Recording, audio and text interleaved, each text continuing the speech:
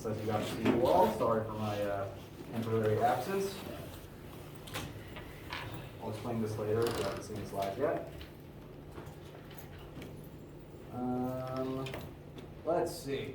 Today is Monday, January the 24th, and over the last week I have given a couple of different assignments that none of them have been due yet. There's nothing that you needed to have to me just yet, just as a reminder. But to briefly go over the things that I have assigned, since I did them all by email, and I want to make sure you guys hear it out of my own mouth. Last week, we wouldn't have had an in-person lab anyway, because there wasn't any class on Monday. So I instead gave you your first lab as a take-home assignment, because traditionally the first lab of this class is always a math review worksheet anyway. And that was the first assignment I've given you, and that is the slowly growing pile of things I have up here from students turning in. I gave you that to work on last week. If you haven't finished it yet, I do encourage on all labs and all homeworks students to work together. This is the one lab, though, where everyone does need to turn in their own copy. Make sure everyone does do the practice either with their own hand or on their own tablet if you did it virtually. And that lab is due by midnight tonight. I don't need to have it yet. If you're still fine-tuning everything, if you wanted to ask me about it, that is okay. I just need it turned into me some way, shape, or form by tonight. That can include by sending me a document over email. It can include giving me a paper copy if you wanted to, if you just happened to run it off to do on paper. If you finish it later tonight, by the time that I've left campus, you are also allowed to slide it under the door of my office. So, options aplenty. That is the first thing that is slated to be due, but if you haven't finished it yet, it is not due until midnight tonight. Additionally, I have also posted our first Achieve assignments. This should be what you see when you first log into Achieve. I have it set to be what the student view should be right now. There are currently 3 assignments due there. Sorry, 3 assignments posted there. None of them are due yet. Please do not panic if you haven't begun them yet. But they are visible. There are 3 of them. First is more math review, kind of the same vein as the lab, but something that you can try multiple times to make sure that you get your practice in at your own pace. That math review assignment is currently due this Friday, which is January the 28th. And again, by midnight. It's not first thing in the morning, it is by the end of Friday, so it'll be over with before the weekend starts. The other 2 are assignments for Chapter 1. Every chapter we go through will have a homework and a quiz. We'll average about 1 a week from this point onwards. Both of those, homework and quiz, are due at midnight, January 31st, which is 1 week from today. Notice though, for pretty much all of my homeworks, I will make them due at midnight, usually after we've had lecture about them. So both the 28th and the 31st are days that we would have lecture in the day where you can ask me any questions that you have about the assignment, and then you can go to your dwelling and finish it before midnight. That's my usual policy for most of my assignments. I've given you notes and a video lecture for Chapter 1. I do want to go back over, at least quickly, most of the stuff from that video lecture because it feels weird for me to not say it in person at all. So this week we'll be working on and concluding Chapter 1, probably starting Chapter 2, and then there'll be a Chapter 2 assignment for next week, which we do a week after the 31st of January. As a quick reminder, the homework is always designed so that you can start it, stop it, come back to it, do some, maybe get something wrong, fix it, get instant feedback. Quizzes are always what you do once you're done with the homework, because when you open it, there's a timer. You can only really get 1 shot, but it's only designed to take you 20 minutes, 10, 20 minutes, but you're given an hour countdown anyway. It's designed for you to do at the end once you've got all the practice in and you feel comfortable with it. It's just, can I do this in a short amount of time without any outside help? So, even though it is currently here, I recommend doing this at the end after you're completely done and satisfied with your homework. Cool. Okay, so those are currently all on Achieve. That makes a grand total of 4 things that have been assigned thus far.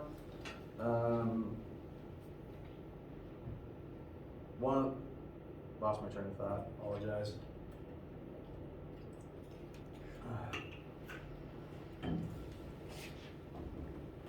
So, this week's, I guess last week's lab as a take-home lab. Usually we're going to be meeting in person for labs, and that includes this week. So we'll be meeting either, I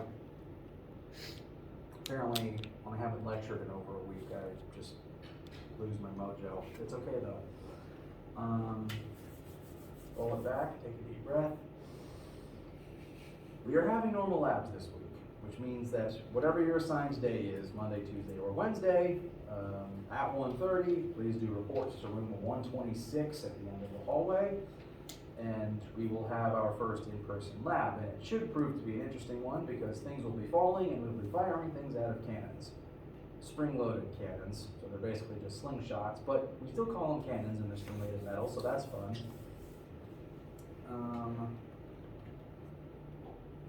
Normally, and this will be what applies for this week to help everyone get into the pattern of it, labs we meet in person for won't have any take-home component. You show up, you do it with your group, you turn it in and leave. Whenever we do end up needing to do a take-home lab, for whatever reason, I will usually give you the entirety of the week to do it. So like last week, I emailed it out relatively early in the week. You had all week to work on it, and now it's due today. That's just the take-home labs. By design, they are take-home. You can do them whenever you want, but normally there will be no take-home component. You just come in and you do it all in one fell swoop.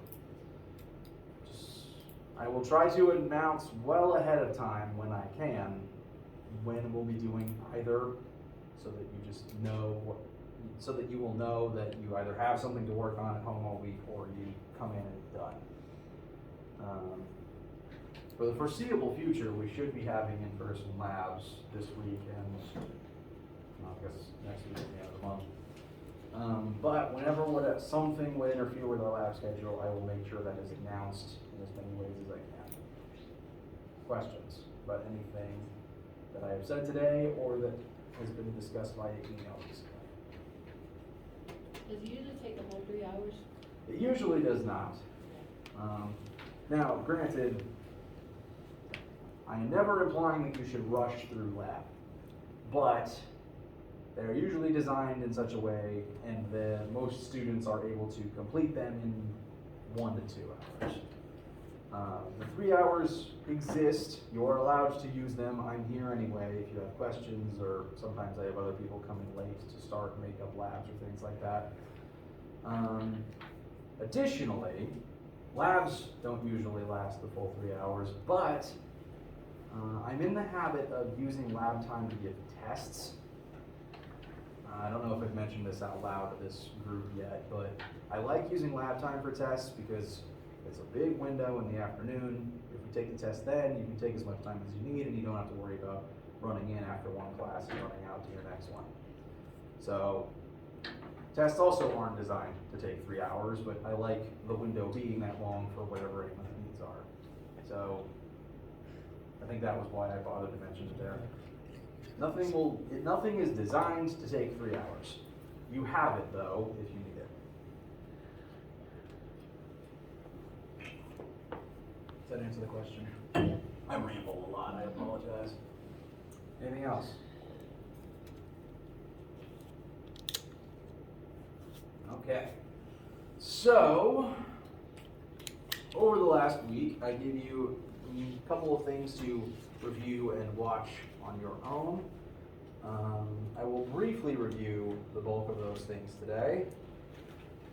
The first was an algebra review set of notes, which will be available on Brightspace for you to look back at and refresh your memory throughout the whole semester, because all of our math problems for this class and most homeworks, most quizzes, and most tests will be primarily algebra-based word problems.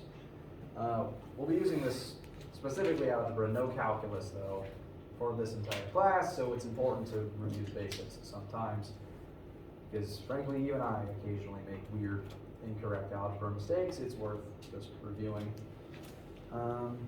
So this as a resource is available to you all the time, and we'll do loads of examples in class. I will show a couple of different ways to dismantle a specific question, how to algebra it correctly. PEMDAS is the acronym that most people use to describe the algebraic order of operations. This tells you the order in which to solve things, but also the order in which to disassemble something if you want to move things from one side of an algebraic equation to the other. There were several sample questions within these notes that I do recommend you glance over. It's the same concepts from the Math Review Lab and the Math Review homework, so if you're working on those and you have questions, please do come to this slideshow with an email and still on Brightspace. Look over these examples, step through it slowly, and that should help you through it. Also, please do ask me questions. Like I said, I'll be showing multiple ways to do various algebra questions all throughout the semester. Every day will be new practice questions. But any algebra related issues at this particular time? All right. As a brief reminder, I encourage all questions from my students, even if that question is backtracking. I want you to interrupt me. I want you to tell me when you need me to repeat something. Last time we met in person, I believe we were refreshing ourselves on the metric system. No one seems to be complaining about that one, so I believe everyone, I'm taking that to mean everyone feels comfortable with it for now. Do we have to memorize the You don't have to memorize all of these at all. The most important ones, frankly, you'll have access to like a chart like this most of the time anyway. I would never deprive you of this. This central set are the ones that you should be most familiar with. But even out of these 6, we never really use hecto, deca, or deci, frankly. So it's really just 3 that you need to be most familiar with in addition to just base unit. And so kilo, centi, and milli are the 3 that I recommend you be most familiar with. If you had to memorize 3 of them, those would be the 3. But I will never deprive you of this chart. I would never deprive you of the ability to write the mnemonic at the top of your page to help you. King Henry, deceased by drinking chocolate milk. If this isn't on the formula sheet, I probably should put it there, because honestly, sometimes it's just helpful to visually use this to step along. There's no problem with that, honestly.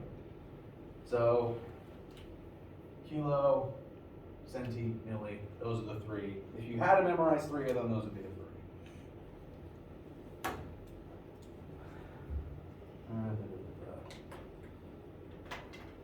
And from there we looked at a few sample metric conversions. Additionally though, and admittedly most of what I want to say out loud with you today is stuff from the video lecture I sent out, but I do want to at least skim over all that stuff briefly, if for no other reason than I'm aware that that video is hard to see. It's hard to see the board in that video I sent out, and I do apologize for that. It's just the only resource I had on short notice. So I want to briefly look back at a few key things so that you can see them in more visible print on this tangible whiteboard. In addition to just metric conversions where you're scaling things up or down by factors of 10, there will also be other types of unit conversions scattered all throughout this class, because even though we will mostly stick to the metric system, there are sometimes various different metric units for one variable, and sometimes you might be given miles and need to turn it into meters. Actually, time is probably the most common thing you'll be converting because, well, all of the sciences use minutes, hours, and seconds in different things anyway. So I want to take this as a chance to make sure that you can actually read on the board the way that I do my conversions. I've heard this called the ladder method. I've heard this called the railroad method. However you convert is fine. I just want to make sure that you've seen and I have explained the way that I do it in case it is not the way that you do it, just so that it makes sense when you see me do it. How many seconds are in a day? We are asked about 1 day, so that is our starting point, and that is where I'm going to begin my conversion cycle. My goal is to cancel out seconds, sorry, reverse that. My goal is to cancel out days and eventually replace them with seconds.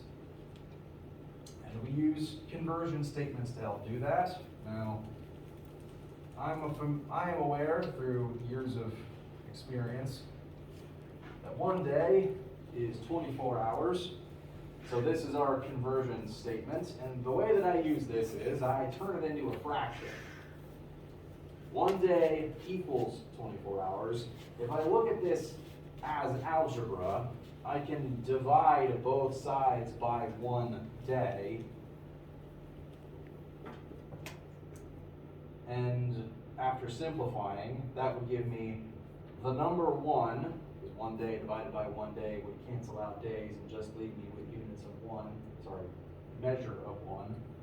1 equals 24 hours over 1 day. I'm keeping the units there because you have to, actually.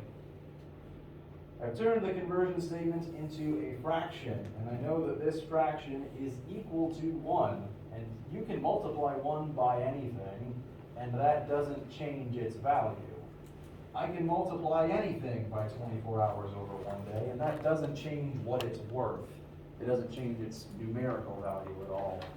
And that's exactly what I'm going to do. I'm going to take this fraction and multiply it by 1 day. So I'm starting my railroad tracks. I'm multiplying by a fraction that equals 1, so I'm not changing the value at all. But the way that I have, the way that I have oriented this, with days in both the numerator and the denominator, wow. That's what I get for not doing vocal exercises for the whole week. I can cancel out days, and the only unit left is now hours. So I've converted days into hours. 1 times 24 divided by 1 is the number of hours in a day, although that doesn't tell us a whole lot of new information. So let's continue the railroad tracks. I want to cancel out hours, and I know that 1 hour is equal to 60 minutes. That'll cancel out hours and leave me with minutes. And then 1 minute is equal to 60 seconds. Cancel out minutes. So now 1 times 24 times 60 times 60 is the number of seconds in 1 day. If you don't convert like this, that is fine. But sometimes when I start doing this without elaborating on what I'm doing first, it raises a few eyebrows. So this is how I convert. Your methods are valid. This is just what you're going to see on the board. Questions so far? Yes? What about for like how on the practice thing for algebra, it was like convert pressure to something. Like what if we don't know like the units to do that? Okay. Oh, you mean like on the lab? Yeah, that's my fault.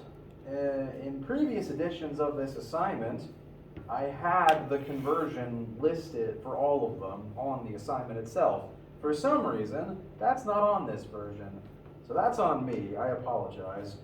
Usually, I will try to provide you with a conversion when you need it. So that's on me. Sorry, guys. This is not the formula sheet for this class, but it is a standard physics formula sheet. I believe this class's formula sheet should have most of the conversions you would need on it. For example, this particular sheet, there is a chart on the back, and it does list that 1 Pascal of pressure is equal to, convert PSI to Pascals. All right. So if this glass is, I should actually bother to check instead of just waving and hoping. I apologize. Let's go to bright space real quick.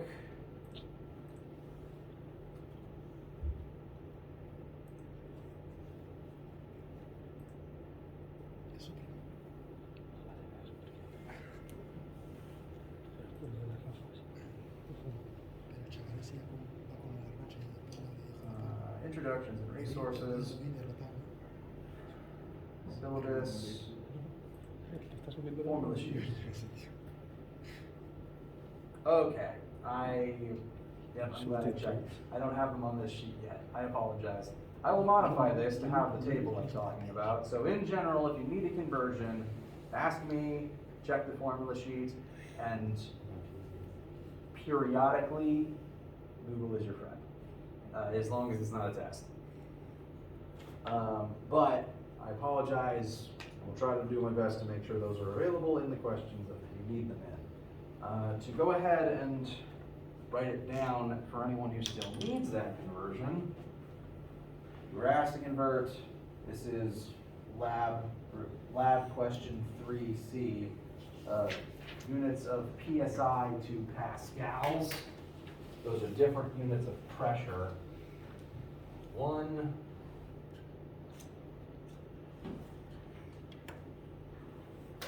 Pascal is equal to 1.45 times 10 to the negative 4th pounds per square inch, which is what PSI stands for.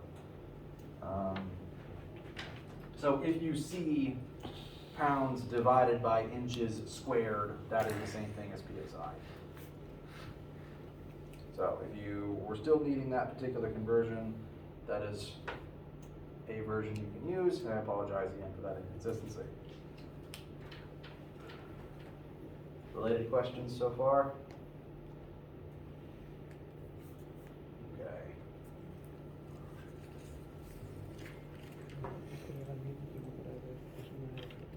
I want to briefly again look at the second question here because it's also a conversion question and there's a small catch within it that you need to be aware of since it will come up from time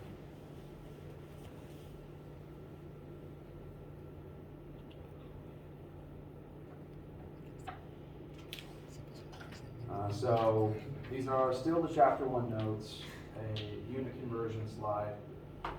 We just looked at seconds in a day, and the second question on this slide asks about converting feet squared into meters squared.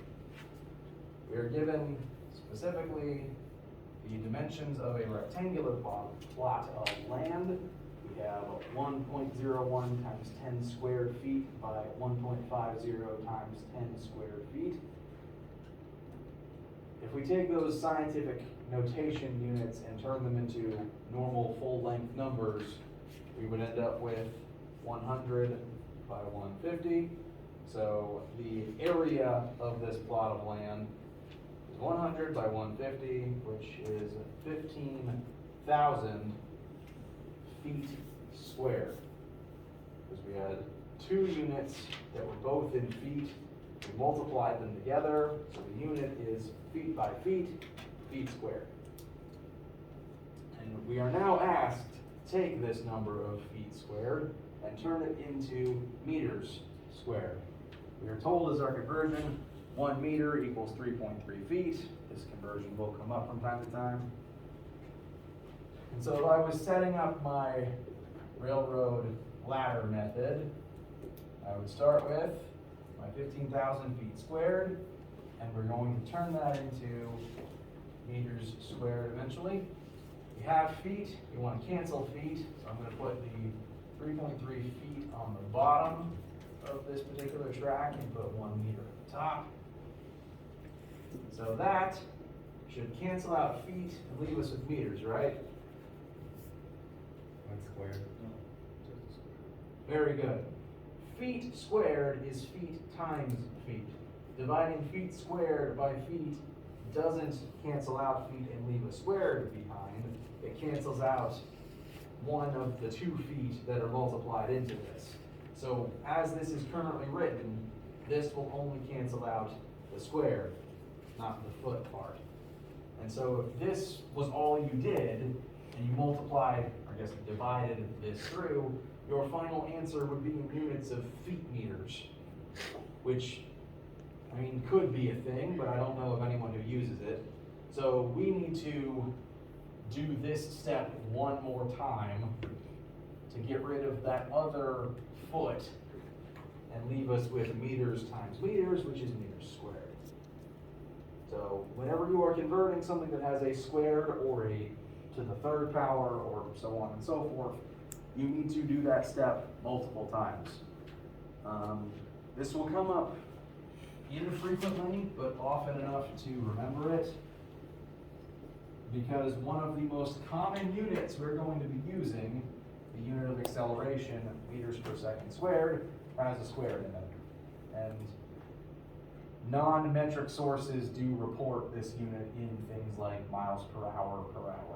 So it'll come up occasionally, among other uses like human area and volume.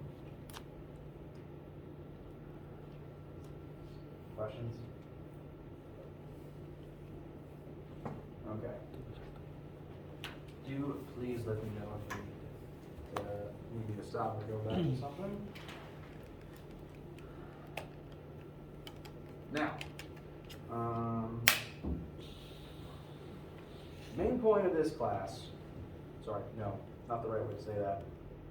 We're going to be talking about a lot of different things in this class. We're going to start here from the beginning, math and looking at our physical world, and we're eventually going to move all the way to topics like electricity, heat, and thermodynamics, these big, energetic, high science type things. But all throughout that entire chain of things we're going to learn about, we're going to be looking at things that are moving. Because all throughout human history, humans have been studying the motion of everything, largely because it's one of the easiest things for humans to see and think about and measure. We examine the universe, suddenly something starts moving, and you start wondering, why is it moving? How fast is it going? All that good stuff. And we're going to keep asking those questions even as we're talking about things like electricity, because electricity is something moving.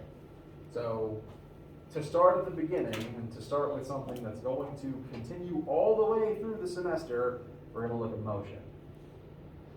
And pardon me, I have notes from last class along the board.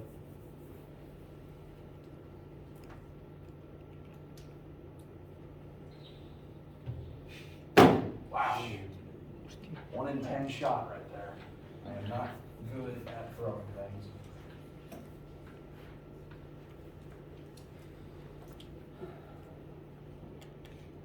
We're going to start with motion, and it is important to keep in mind that the physical world that we actually live in and occupy is a 3-dimensional one. Everything in our physical space can be described in terms of its length, its height, but also its 3-dimensional depth. Now, we are not going to use the z-axis, which is x, y, and z. Z-axis is the 3rd one. We're not going to be using that one in this class. It's worth keeping in mind that it does exist. But it's very hard to draw on a flat board, which is probably why most of your geometry classes up till now have ignored it. We are going to, at most, do 2-dimensional problems, but we're going to start with just 1-dimensional problems. But keep in mind, there are 3 dimensions at minimum that we can describe things in terms of. We're just going to start with x. And every principle of motion that you have already discussed and that we will continue to discuss can be anywhere from 1D all the way up to 3D. When I talk about 1D, I just mean we're looking at one axis and we're either moving forwards or backwards on that one axis. So to start with, we're just moving forwards and backwards, and we're going to describe that motion forwards or backwards. Alternatively, you might describe up and down, which is just forwards and backwards on the y-axis. So,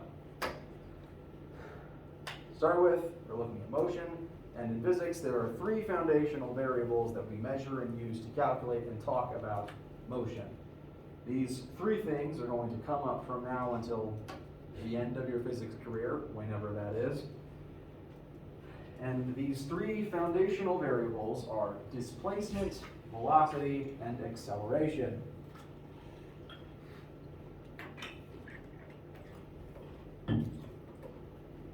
These are all concepts you have used before. They are all things you have measured before, I guarantee it.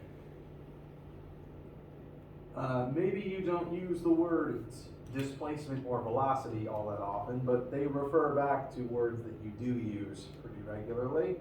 For example, displacement, the physical length between 2 points. Distance, length. Displacement is just a very specific scientific way of saying it. And in this class, we are mostly going to measure displacement in terms of meters. What is the number of meters between these 2 points? How far did something move from point A to point B in units of meters?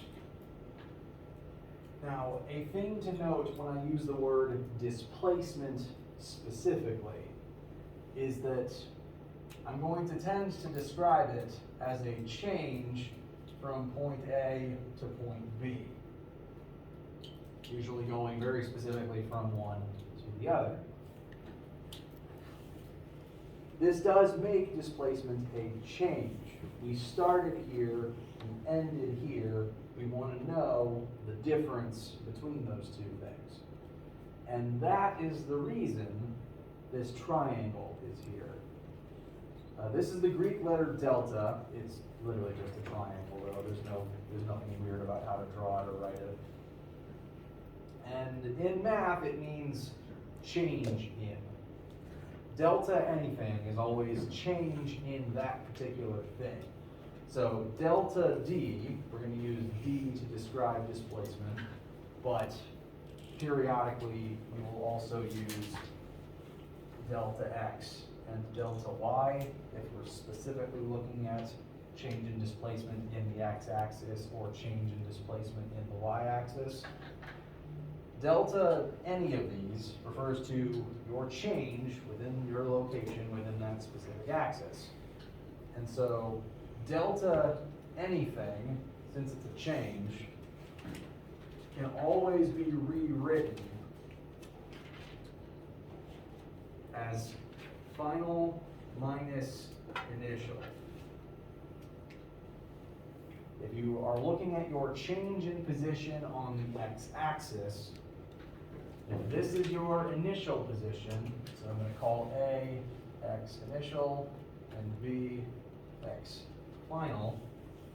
To figure out the change from point A to point B, you subtract your initial from your final. Delta anything will always very specifically be final minus initial. It's always a change that took place in a physical system. And a lot of formulas are going to have deltas in them. We want to make sure to address that up front. Questions about this particular piece of Greek? Alright. So, displacement, physical length between 2 points. Velocity, a measure of the change of displacement over time. This is roughly analogous to speed. How fast is something going? It's just that. It's just how fast something moves. To make that slightly more scientific, though, change in displacement divided by change in time tells you how fast your displacement changed, the rate at which something changed. There is going to be lots of rates of change in this class because how much time something takes is very important to understanding what it is and why it does what it does. So there's going to be a lot of dividing by time, frankly. So velocity is defined as change in displacement over change in time. We're going to measure that in meters per second. This is a very similar unit to, say, miles per hour. It's just a unit of distance over a unit of time. It's, again, how fast something is moving. So, dealt with this one before. You have also at least dealt with the word acceleration before, although I tend to find that this particular word doesn't get used in common English in the same way that physicists use it. Off the very top of your heads, no wrong answers. When you hear the word acceleration, what is it that you think of? Speeding up. Speeding up. Very good. That is reflected pretty well in the physics definition of acceleration. A measure of the rate of change of velocity. To accelerate, velocity has to change. This is like when you're in a car or a plane or a train that is initially, say, moving at 0 meters per second, and then over a period of time speeds up to some other velocity. So that is a change in the velocity, and it takes place over some amount of time. That change over that time tells you the acceleration. So acceleration is defined as changing your velocity, speeding up, but also slowing down. The occasional sticking point that I come across with the English language is that most people use the word acceleration exclusively to refer to speeding up. But within physics, we also use that word to describe slowing down. Because we, physicists, define acceleration as any change in velocity, not just speeding up. Sometimes you'll hear the word deceleration used to describe slowing down, and that's not wrong, but I'm going to use the word acceleration to apply to both cases. And the only difference that speeding up versus slowing down makes in your math is usually whether the answer comes out positive or negative. So, as an example, car commercials and car reviewers really like to talk about, the time it takes for a car to go from 0 to 60, if you've heard that statistic quoted in car commercials before. For the sake of simplicity, I'm going to use meters per second instead of miles per hour, but let's just say you're watching a car commercial and it's reported that car can go from 0 meters per second up to 60 meters per second in 3 seconds. How I would use that to calculate a car's acceleration is delta V over delta T. Delta anything is always final minus initial. So in this particular example, the car ends up at 60, it started at 0, and it took 3 seconds to do that. So 60 divided by 3, that car's acceleration is 20 meters per second squared, which is actually really dang fast. That's equivalent to about 2.1 Gs, I think. Now, how this changes if you were slowing down, let's say instead of going from 0 to 60 in 3 seconds, the car hits the brakes and goes from 60 to 0 in 3 seconds, which would hurt. I don't recommend trying that. But hypothetically, what that would change here is the order in which you list your velocities. Because originally, you ended at 60 and you started at 0. But if we're looking at this reverse case where you're slowing down, if you were moving at 60, and then you hit the brakes and you end at 0, you would reverse the order in which you list them, which would change the sign of your answer. because now it's 0 minus 60, which is really just negative 60 divided by positive 3, and that would make your answer negative. So if something is slowing down, it is accelerating negatively. How's that feel?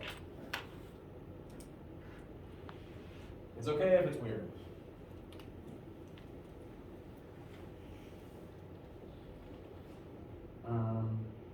What's really weird is, say, like if we like plotted what the car was physically doing when it hits the brakes.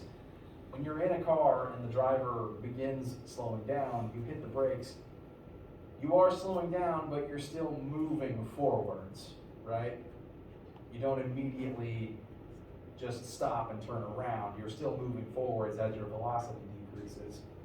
So it's possible to move forwards in, say, the positive direction and be accelerating in the negative direction at the same time. You can move forwards but accelerate backwards simultaneously. So, since we are operating one-dimensionally right now, everything is going to point either forwards or backwards on one single axis arrow.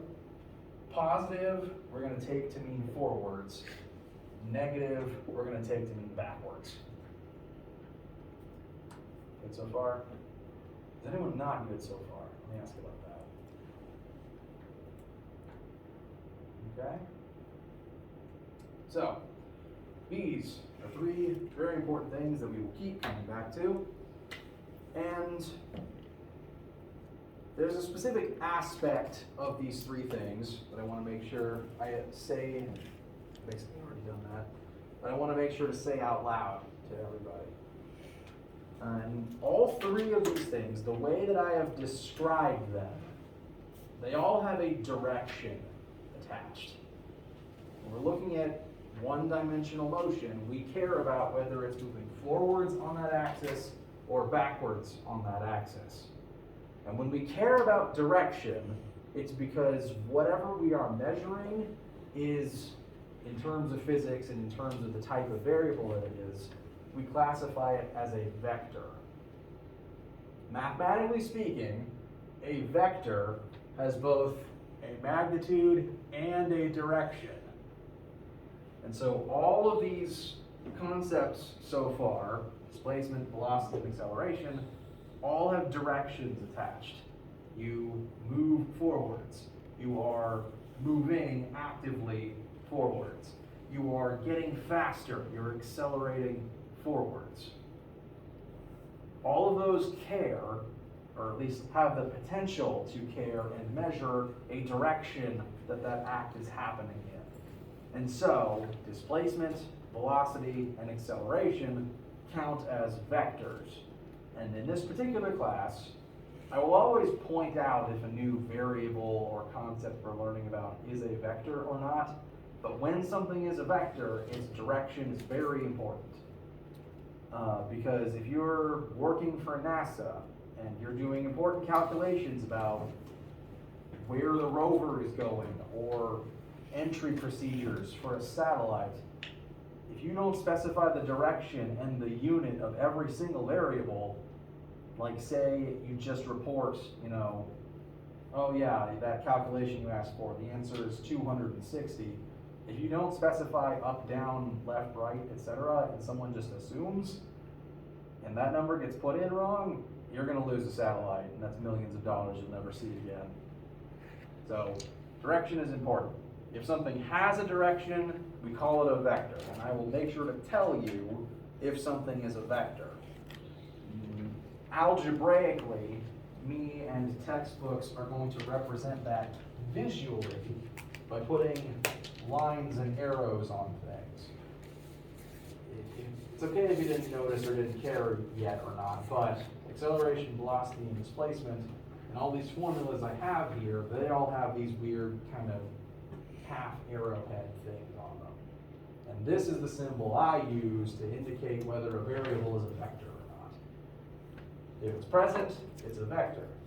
If it's not present, notice I didn't include it on either of these times, it's not a vector. Because time isn't a vector. Time doesn't have a direction attached. It's just 3 seconds. You can't really have 3 seconds north. So if something doesn't have a direction, or either it can't have a direction or you didn't bother to measure its direction, that makes it a scalar. That's just a number, just a magnitude. Magnitude refers to the number. It's just a number, it just tells you the size of something. Scalars are just numbers and units. They don't have a direction involved. Time is probably the most important scalar, but you've also got things like temperature and mass that can't have directions, so they can't ever be vectors. Whenever I introduce a new variable, I will always point out which of these two things it counts as, because if it has a direction, that direction is probably going to be important. But again, we'll get lots of practice. I'll try to remind you visually in all of our formulas as well. We're almost done with lecture time for today, so I don't want to keep you, but I do want to at least make sure I have described directly to all of you these formulas first, because we're going to be using these at the end of this class. And they're going to be very important for lab this week as well. So, we've described the 3, I guess actually 4 key variables for motion if we include time in that list. Time is a pretty important one. And these 4 formulas are how all 4 of those things interrelate, different things we can use to solve for those variables in order to do our word problems. All of these formulas are going to be treated kind of like tools, like a certain wrench to use in a certain situation. And these are our first 4 tools in our toolbox. I'm going to at least look at them briefly before we break for today. These 4 formulas are so foundational to everything we're going to be doing that for over a decade, as I started as a student at PC in 2010, this department, this is not even my idea, has been calling this list of 4 the Fantastic 4 equations for over a decade, possibly going on 2 decades, honestly. Just because they always come as a quartet and we're always going to see them, we will be using them constantly. They're very important. They're at the top of your formula sheet for a reason. And all 4 of them have to do with one-dimensional motion of objects. To look at them briefly, we've already done the first 2, frankly. These are just the definitions of velocity and acceleration. Some small things to note. I tend to use the half arrow on top of something to say if it's a vector or not, but other sources sometimes put a single line under it instead. I apologize for the inconsistency.